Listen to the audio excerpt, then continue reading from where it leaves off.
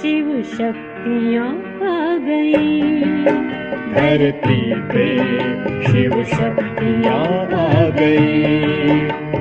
घर घर में होती है जिनकी पूजा, चेतन में वो देवियाँ आ गई, शिव शक्तियाँ आ गई, धरती पे शिव शक्तियाँ आ गई। नमस्कार, आप सभी दर्शकों को नवरात्रि के 9वें दिन की ढेर सारी शुभकामनाएं। महानवमी के इस दिन पर आप सभी नवरात्रि को पूर्ण करने के उमंग उल्लास में होंगे। आज के दिन शिव शक्तियों के कुछ अन्य रहस्यों के बारे में चर्चा करने के लिए हमारे साथ स्टूडियो में हैं ब्रह्मा कुमारी अनीता बहन। दीदी, आपका स्वागत है। ओम शांति। पहले तो आपको नवरात्रि की ढेर सारी शुभकामनाएं। आपको भी बहुत बहुत। और सारे 9 दिनों तक हमें आपका सानिध्य मिला, आपने बहुत सारी अच्छी अच्छी बातें सुनाई और मैं समझता हूँ हमारे दर्शक भी आपके उतने ही शुक्रगुजार होंगे। नवरात्रि के दिनों के बारे में बहुत सारे लोग जैसे भारत के विभिन्न प्रांतों में मनाते हैं, आज 9वें दिन पर बहुत सारे लोग देवी माँ का विसर्जन भी करेंगे और कल दशहरे का पर्व मनाएंगे। पहले तो माँ को पहले अपने घर में बुलाना, रखना और फिर 9वें दिन भेजना, दोनों में ही हर्षोल्लास दिखाया जाता है। जब माँ को ले आते हैं तब भी बड़ी खुशी होती है। पहले दिन घट स्थापना के दिन बहुत खुश होते हैं लोग, और जब विसर्जन करते हैं तो भी नाच गाने करते हुए उमंग उत्साह से माँ का विसर्जन करते हैं। कहीं पर भी दुख नहीं होता, कहीं पर भी ये एहसास नहीं होता कि माँ जा रही है तो उनको दुख होना चाहिए। ये एक विरोधाभासी भावना है। अगर अपने घर में भी अगर माँ कहीं छुट्टी के लिए कहीं चली जाती है, अगर अपने घर में देखा जाए, अगर माँ कहीं छुट्टियों के लिए कहीं चली जाती है तो भी बच्चे कितना रोते हैं, और यहाँ पर तो साल भर के लिए माँ को विदाई दे रहे होते हैं, बट यहाँ पर वो देखने को नहीं मिलता। ये विरोधाभास क्यों है? वास्तव में ये कुछ अंधविश्वास से जुड़ गई है बातें। लोगों ने एक बात ऐसा समझ लिया है, हम कई लोगों से पूछते हैं कि ऐसा क्यों करते हो, तो वो कहते हैं 9 दिन तो हम खूब पूजन करते हैं, भोग लगाते हैं, और अगर वही मूर्ति सारी उम्र हमारे घर में रहे तो रोज़ हम उसका उतना सम्मान नहीं कर सकते, इसलिए उसको जल प्रवाह करके आ जाते हैं। वास्तव में माँ को आपके उस बाह्य सम्मान की ज़रूरत नहीं है। आप जो प्रसाद खिलाते हैं वो माँ खाती नहीं है। आपका बाहरी जो भी पूजन होता है वो माँ के हृदय में नहीं पहुँचता है। उसके बजाय आप जो उनसे सीखते हैं, जो आप श्रेष्ठ कर्मों की प्रतिज्ञा करते हैं, जो अपने हृदय में शुद्धि को धारण करते हैं, वो अवश्य पहुँचता है। तो मैं तो इसलिए एक निवेदन ये करूँगी कि इस तरह प्रवाह करने के बजाय भले घर के अंदर ही उसको रखे और उसको देख करके सीखते रहे कि वैसा हमको बनना है, वैसा करके दिखाना है, और उस तरह की प्रेममयी भावनाओं को अपने हृदय में स्थान देना बहुत अधिक महत्वपूर्ण हो जाता है। वैसे जब हम माँ की मूर्ति देखते हैं, इतनी सुंदर मूर्तियाँ बनती हैं, और दुर्गा पूजा में बंगाल में इतने सुंदर पंडाल होते हैं, इतने भव्य तरीके से उसे सजाया जाता है, इतना खर्चा किया जाता है, और बाद में उसे ले जाना, मतलब एक सेकंड के लिए तो लगता है इतनी सुंदर मूर्ति को पानी में कैसे बहा सकता है कोई। नवरात्रि के 9 दिनों में जब देवी घर में होती है तो एक विशेष आयोजन होता है, एक फेस्टिविटी होती है, शुद्धि होती है, आचरण में परिवर्तन होता है। लोगों को नेचुरली घर में जल्दी उठना हो जाता है और तैयार होके नहा धो के ही प्रसाद लेंगे, और हर दिन के भोजन को प्रसाद के रूप में ग्रहण करते हैं। ये जब पर्व खत्म हो जाते हैं तो जैसे हम वापस कुछ चीज हुई ही नहीं थी, एक नॉर्मल रूटीन जो हमारी पुरानी थी, लेट उठना, कभी लेट नहाना, लाइफस्टाइल के हिसाब से जो मैं समझता हूँ जो आलस्य वाली लाइफस्टाइल है उस पे वापस चले जाते हैं। क्योंकि इन सब बातों को हमने एज रिचुअल तो लिया हुआ है, एज एजुकेशन नहीं लिया। बहुत सारे लोग तो ये समझते हैं कि 9 दिन हमने त्योहार बहुत धूमधाम से मना लिए, अब तो मतलब और रिलैक्स हो जाएं हम, उल्टा वो सारी चीजें छोड़ दें, ऐसा समझते हैं। तो वास्तव में आध्यात्मिकता इस चीज़ का नाम नहीं है। आध्यात्मिकता को अगर लोग एजुकेशन के रूप में लें तो जीवन में सच में बहुत ऊंची प्राप्तियां हो सकती है। अगर एज रिचुअल लेते हैं तो कुछ बातों को सप्रेशन के तरीके से थोड़े दिन तक चेंज करते हैं, फिर वैसे का वैसा हो जाता है। तो जैसा एफर्ट वैसा रिजल्ट। एफर्ट सप्रेस्ड है तो रिजल्ट भी उसी स्टैंडर्ड का मिलता है। और अगर हमारा एफर्ट नेचुरल होगा, फॉरएवर होगा, तो उस चीज़ का आनंद भी रिजल्ट में आ जाएगा ज़रूर। बिल्कुल, ये आप जो कह रहे हैं, ये समझने में इतने आसान है, मगर जब करने पे आता है, एक्शन में उन चीज़ों को ले आने की बात होती है। मैं ये समझता हूँ उत्सव शब्द भी उत्साह से निकलता है और शायद उत्सव जीवन में इसीलिए आते हैं या कल्चर का पार्ट इसलिए हैं कि वो हमारे जीवन में एक कांस्टेंट उमंग उत्साह को बनाए रखें। हर कर्म को उत्सव के रूप में मनाओ, इसलिए उत्सव बने थे। भारत में तो वैसे भी मशहूर है 7 वार 8 त्योहार। आप अपना डेली उत्सव मनाओ, यानी डेली डिसिप्लिन्स ऑफ लाइफ अपने जीवन में अपना करके चलो। अगर आप डिसिप्लिन्स में चलते हैं तो उत्सव है, क्योंकि हर उत्सव के कुछ डिसिप्लिन्स होते हैं, ये पहनना, ये खाना, ये मनाना। तो आप हर कर्म के अंदर जो डिसिप्लिन प्रिस्क्राइब्ड है हमारी सोसाइटी के अंदर, उसको फॉलो करो तो रोज़ उमंग, उत्साह, हैप्पीनेस, फेस्टिविटी वैसे ही लाइफ के अंदर आ जाएगी। ये जो फेस्टिवल्स आते हैं, ये जो अलग एनर्जी ले आते हैं, उस एनर्जी को हम सदा के लिए कैसे बरकरार रखें? वैसे तो शक्तियों का पूजन है और शक्तियों का पूजन करते हैं तो जब वो स्वयं शक्तियां हैं तो उनसे शक्तियां तो मिलती ही हैं, मगर वो एनर्जीज हमेशा साल भर के लिए काम करती रहें, हमारे जीवन को आगे बढ़ाती रहें, उसको हम सस्टेन कैसे करें? उसके लिए हर एक ये सोचे कि मैंने इस बार एक नए तरीके का चढ़ावा माँ को चढ़ाना है, जो सच में माँ का प्रिय चढ़ावा है। और वो चढ़ावा है अपने कोई न कोई दुर्गुण की बलि की प्रतिज्ञा करे, रिटन प्लेज लेवे कि अब के बाद ये 9वां दिन आज है, ए माँ मैं तुझे अपने क्रोध की बलि चढ़ाता हूँ, ए माँ मैं अपने आलस की बलि देता हूँ, मैं अपनी बुरे जो भी मेरे अंदर आदतें पड़ गई है, गलत खाना करना, एडिक्शंस है, मैं उसकी बलि देता हूँ। किसी के लिए बदले की भावना हृदय में रखी हुई है, मैं उसकी बलि देता हूँ। किसी के लिए अगर हमने कुछ उसका हक छीनने की भावना बुद्धि में रखी हुई है, मैं उसकी बलि देता हूँ। इस तरह का प्रण करें और वो प्रण करने के बाद फिर जीवन में इम्प्रूवमेंट को एक्सपीरियंस करें। ये समझ लें कि हम सिर्फ दिखावे के रूप में ना मनाएं, बाहरी व्रत रखा, बाहरी चढ़ावा चढ़ाया, बाहरी जोत जगाई। इसके लिए मैं रोज़ 10 मिनट सुबह, 10 मिनट शाम सोल कॉन्शियस होकर बैठूंगी। ये मैं रोज़ का जोत जगाने का काम करूँ। रोज़ व्रत रखूं कि कड़वा किसी को बोलना ही नहीं है। मैं रोज़ बलि दूं अपने क्रोध की, अपने अभिमान की। रोज़ दिन में कई बार ये उबाल आएगा, अभिमानवश ये कर दूं, गला काट दो, क्रोधवश ये कर दूं, गला काट दो, फालतू लोभवश इच्छाएं पैदा होंगी, उसका गला काट दो। और इसका जो आशीर्वाद प्राप्त होगा वो एक को नहीं, पूरी सोसाइटी को फायदा देता है। परिवारों को हम आज भी स्वर्ग बना सकते हैं, लेकिन प्रतिज्ञा करनी होगी। तो महानवमी का जो स्वरूप है, एक पूर्ण पर्व के रूप में जब फेस्टिवल कंप्लीट हो रहा है, तो यहाँ पर ये प्रतिज्ञा करें कि यहाँ से हम कुछ नया ले जाएंगे और यहाँ से कुछ नया करेंगे। परिवर्तन ले आने के लिए ये फेस्टिवल आते हैं। हमने कार्यक्रम का नाम रखा है शिव की शक्तियाँ, और शिव शक्तियों का गायन हुआ है और शिव की शक्तियाँ कहा गई हैं। सारी देवियों को शिव की शक्तियाँ कहा गया है। शिव से शक्तियाँ आखिर ली कब इन्होंने, इसके बारे में कोई नहीं बताता। देवियों के जन्म के बारे में कोई भी नहीं बताता। देवियों के स्वरूप की महिमा है, मगर कोई रिटन हिस्ट्री नहीं है। अगर आप बात करें तो दूसरे देवताओं की अगर बात करें, जैसे जन्माष्टमी की बात होती है, श्री कृष्ण के जन्म की कहानी कि उन्होंने जन्म लिया, रामनवमी की कहानी है, मगर देवियों के जन्म की कोई कहानियां नहीं है। उनके सिर्फ जो कृत्य हैं, जो उन्होंने काम किए हैं, जो उनकी महानताएं हैं, उनका वर्णन है। तो इसका क्या रहस्य है? न सिर्फ जन्म की बात, लेकिन उनके पेरेंट्स का कहीं नाम नहीं है, उनके सिटी का कहीं नाम नहीं है, उनकी एज का कहीं वर्णन नहीं मिलता है, क्योंकि ये सिंबॉलिक बात भी है। पर इसके पीछे एक बहुत बड़ा फैक्ट पूरे संसार चक्र का चल रहा है। जी। संसार एक चक्र की तरह से चलता है, जैसे सवेरा, दोपहर, शाम, रात होती है और रात के बाद फिर दिन को सवेरा। आना होता है। जी। लेकिन एक बड़े सिस्टमेटिक तरीके से दिन आता है, जादू से नहीं आता।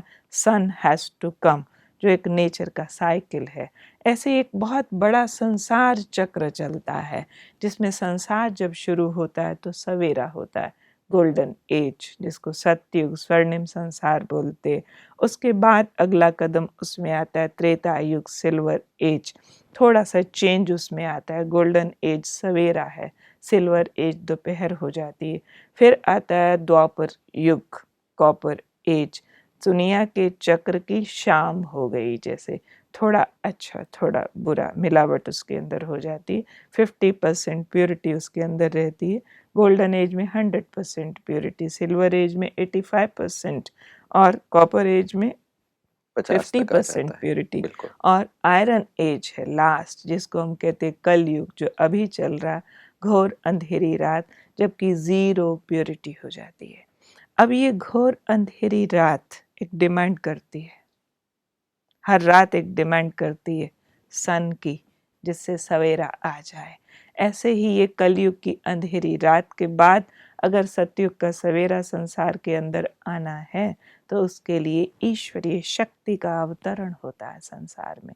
और ईश्वरीय शक्ति निराकार है, जिसको ज्योति शिव कहा जाता है, जिनकी यादगार में पिंडी भी बनाई जाती है, ज्योतिर्लिंगम जिसको कहते हैं, और जिनकी यादगार लगभग हर धर्म में है।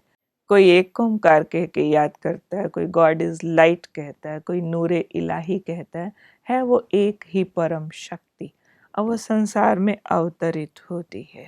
वो ज्ञान सूर्य है, उसने विश्व को बदलना है, रात से दिन बनाना है, पाप को समाप्त करके पुण्य की दुनिया स्थापन करनी है। It's his role. पर वंडरफुल बात होती है, जब परमात्मा संसार में आते हैं, चारों तरफ पाप का अंधकार है, उस सारे को चेंज करने के लिए परमात्मा मातृशक्ति का प्रयोग करते हैं और उस मातृशक्ति को स्पेशली एम्पावर करते हैं। मातृशक्ति में भी स्पेशली कुमारियाँ, कन्याएं, बैचलर गर्ल्स, जो छोटी एज में भी है, प्योर भी है, लेकिन परमात्मा शक्ति को जल्दी समझ जाती है।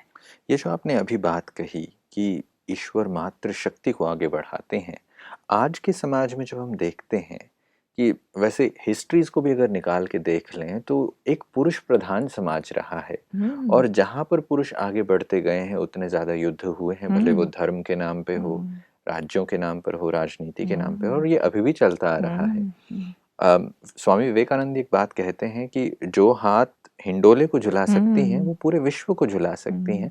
ये समझने के बावजूद वास्तविकता में महिलाओं को वो सम्मान मिलना ये आज तक बहुत रेयरली हो पाता है और धीरे धीरे ये परिवर्तन आता हुआ नजर आता है। तो परमात्मा शक्ति इस शक्ति का महत्व जानती है।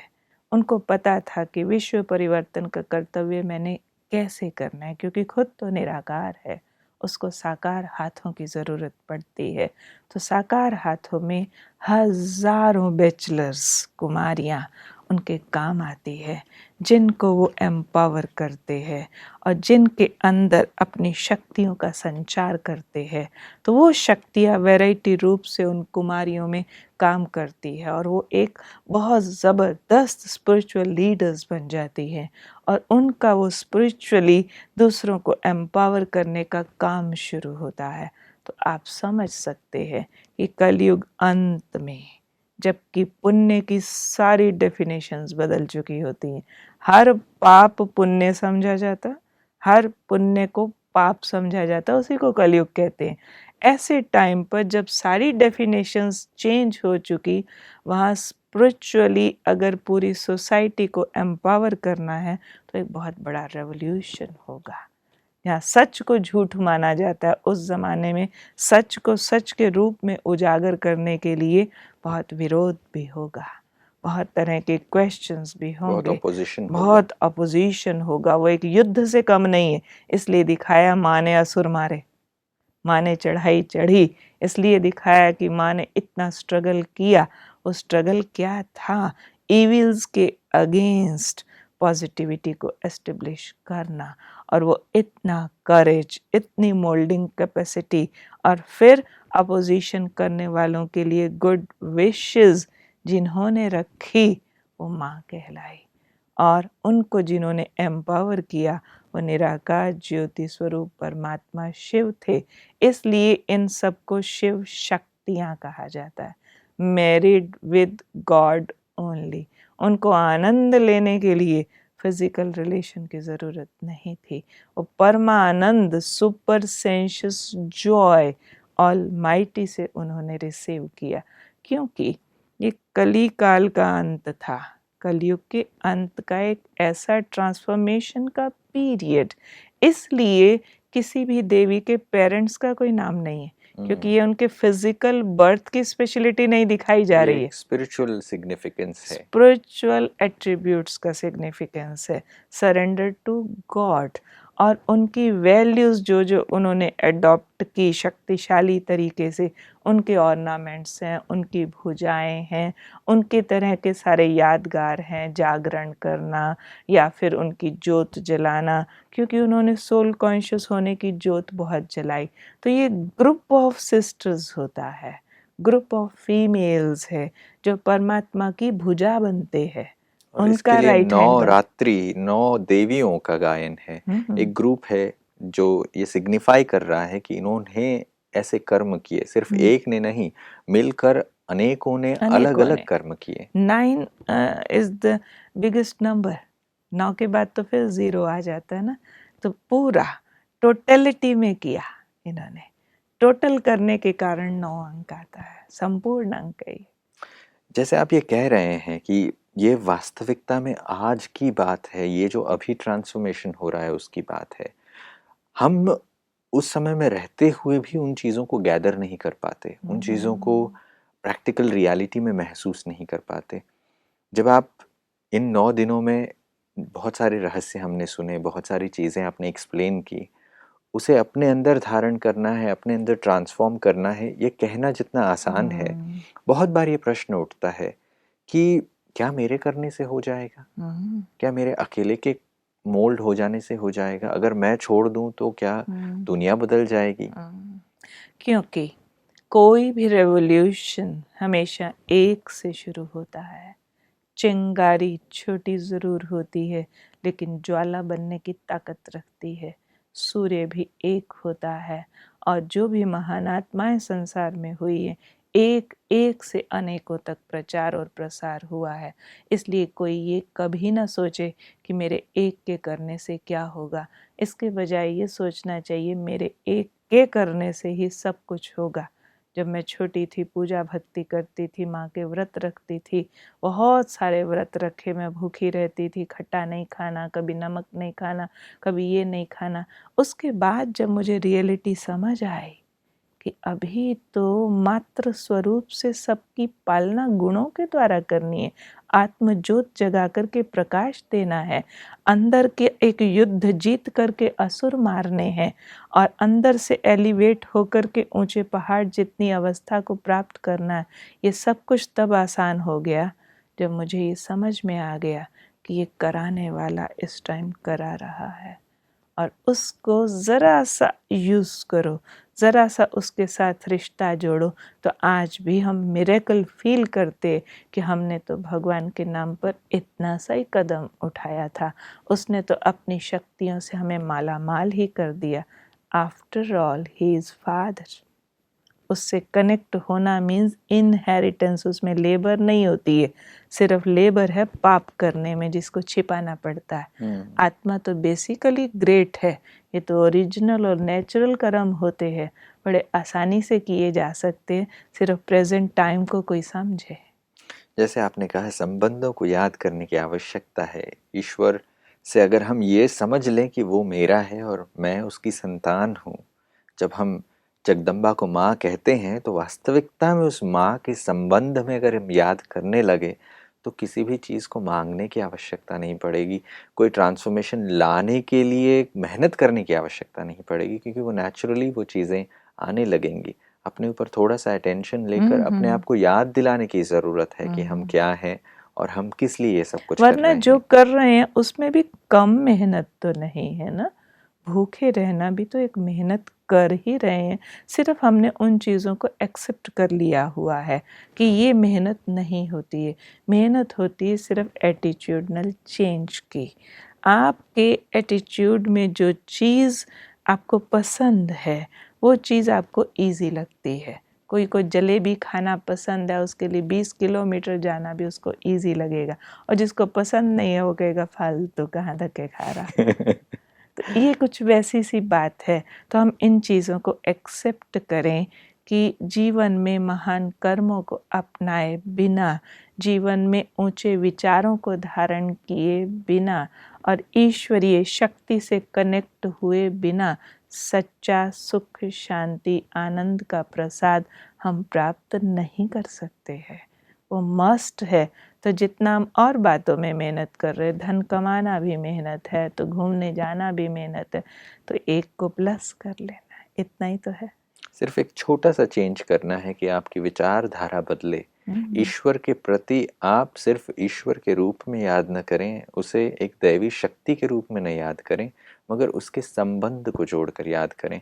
और बिल्कुल अगर एक संबंध जुड़ जाता है कि जब आप समझ जाते हैं कि हम उनके बच्चे हैं, तो एक अधिकार से चीज़ें मिलने लगती हैं, उसके लिए मांग करने की आवश्यकता नहीं पड़ती। और शायद नवरात्रि के इन 9 दिनों में जो तपस्या कर रहे हैं, जो मेहनत कर रहे हैं, जो पूजा पाठ हो रहा है, जो रिचुअली हम चीज़ें कर रहे हैं, बिना अर्थ के करने का कोई फ़ायदा नहीं होगा।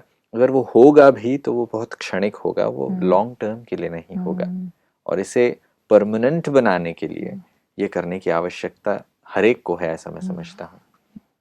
और जैसे आप देवी के बारे में बता रहे थे कि माँ के इतने रूपों के बारे में आपने बताया कि ये सिर्फ यादगार याद करने के लिए नहीं है, मगर उसे अपने जीवन में उतारने की आवश्यकता है।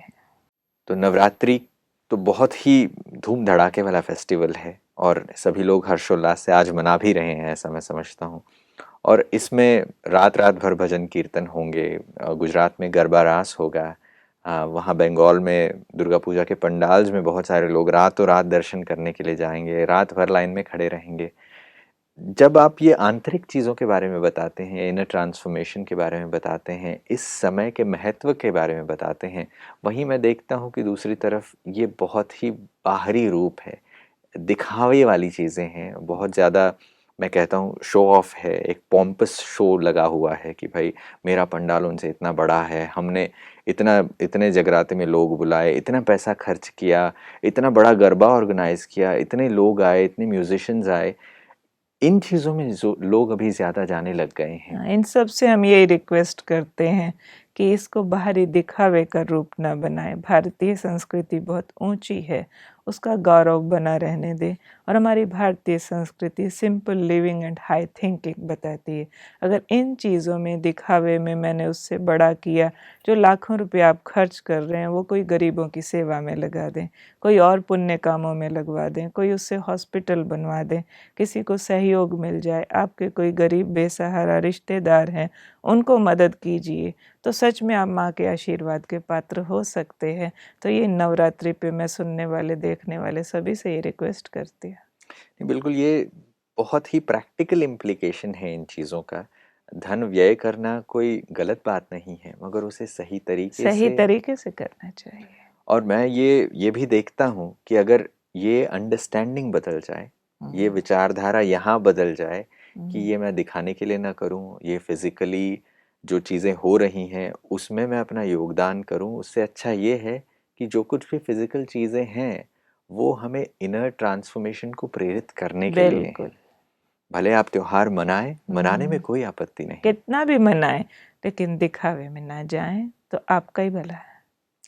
तो इस स्पिरिचुअल सिग्निफिकेंस को समझकर मैं समझता हूँ हमारे दर्शक वास्तविकता में अपने जीवन में इनर ट्रांसफॉर्मेशन ले आएंगे और माँ की कृपा जो माँ से मिल रही है वो हमेशा मिलती रहेगी, उस परम सत्ता से हमेशा मिलती रहेगी। मगर हम वही कृपा दूसरों तक पहुँचाएं, हम भी माँ समान गुणों को धारण करें, तब ये नवरात्रि वास्तविकता में सफल संपूर्ण मानी होगी, जाएगी और संपूर्ण सफल मानी होगी। जाएगी।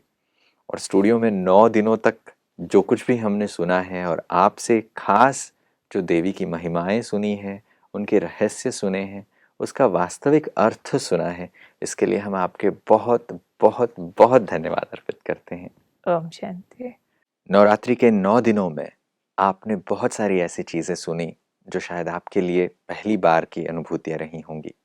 मैं ऐसा समझता हूँ कि नवरात्रि को सिर्फ एक आचरण के रूप में नहीं देखकर अपने आचरण को बदलने के लिए एक मौका समझकर देखना चाहिए। एक ऐसी अपॉर्चुनिटी के रूप में देखना चाहिए जब हम अपने जीवन को वास्तविकता में मोड़ सकें, परिवर्तन ला सकें। सिर्फ माँ की महिमा गाना दूसरी बात है, मगर माँ की महिमा जैसे अपने आप को महिमावान बनाना शायद नवरात्रि का वास्तविक अर्थ हो सकता है। और हम आशा करते हैं कि यह कार्यक्रम इन 9 दिनों में आपको वो सब कुछ दे गया है जिसकी आप कामना माँ से करते हों। नवरात्रि की ढेरों शुभकामनाओं के साथ हमें दीजिए इजाज़त। नमस्कार, शुभ नवरात्रि। जागती है शिव की शक्ति, जागती है शिव की शक्ति।